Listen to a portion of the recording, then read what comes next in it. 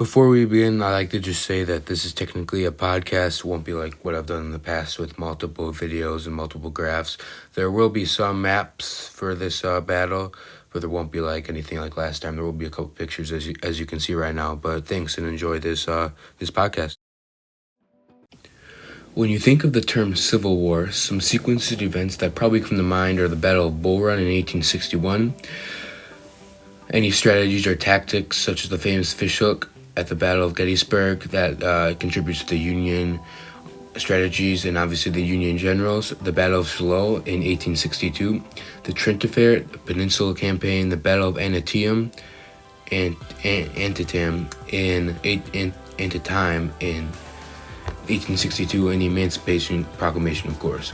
However, if you are anybody other than a historian, you are probably unaware of the Battle of Hampton Roads between the two ironclad mighty ships, the Monitor versus the Merrimac. In short, the Civil War Battle of Hampton Roads was the first engagement of ironclad warships.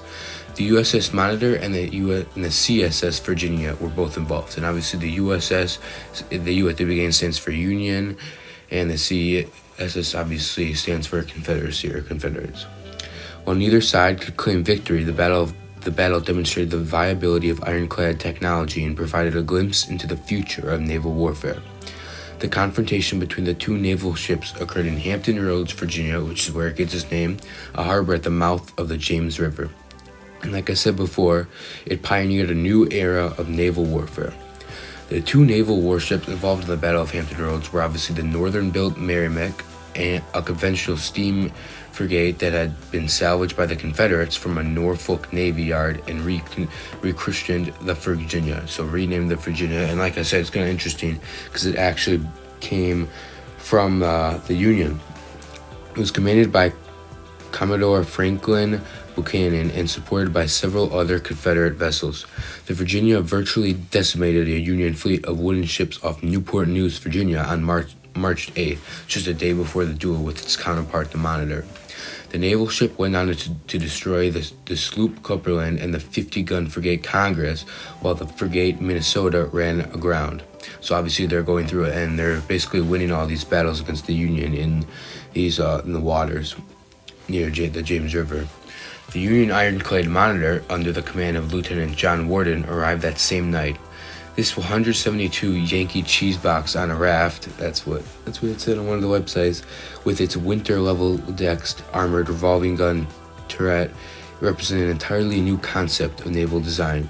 The design of the USS Monitor was so innovative that when it was launched, the ship featured more than 40 different newly patented inventions. Thus, finally, the stage was set for the dramatic naval battle of March 9th, with crowds of Union and Confederate supporters watching from the decks of nearby vessels and the shores on either side, which is absolutely ridiculous considering the circumstances of just people parking there, just staying up and watching this battle occur, this violent battle. The ships circled each other, jockeying for position as they fired their guns. Both crews, however, lacked training, and firing was very ineffective. The Monitor could only fire in 7 or 8 minutes, but was faster and more maneuverable than their larger opponent, the Virginia. However, the cannonballs simply deflected off the iron ships, contributing to the ineffectiveness of both naval crews. Eventually, the Monitor's pilot house was struck by a cannonball, forcing a Union crew to retreat. A short while after, the Minnesota, another Union-backed ship, struck the Merrimac or Virginia, causing it to retreat. So both ships eventually retreated in the James River. The Virginia's spectacular success on March 8th not only marked an end to the day of wooden navies, but also thrilled the South and raised the false hope that a Union blockade might be broken. So obviously they thought they could get through the James River, which connected to the majority of Maryland, which is like central. It basically was kind of where the Union, well, it wasn't really where the Union was, but it broke into Union ground basically. The subsequent battle between the two ironclads was generally interpreted as a victory for the Monitor, so they did have another battle after, however, and produced feelings of combined relief and exultation in the North. So honestly, technically the Monitor did eventually go on to win in a couple battles after.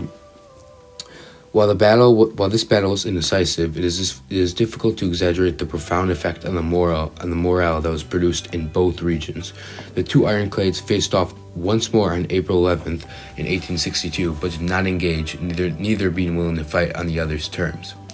Though both had short lives, because they eventually, in other battles, they eventually were sunken. The naval battle between the two ironclads ushered in a new era in naval warfare. By the end of the Civil War, the Confederacy and the Union launched over 70 ironclads, signaling the end of wooden warships and a shift into ironclad warships. Thank you.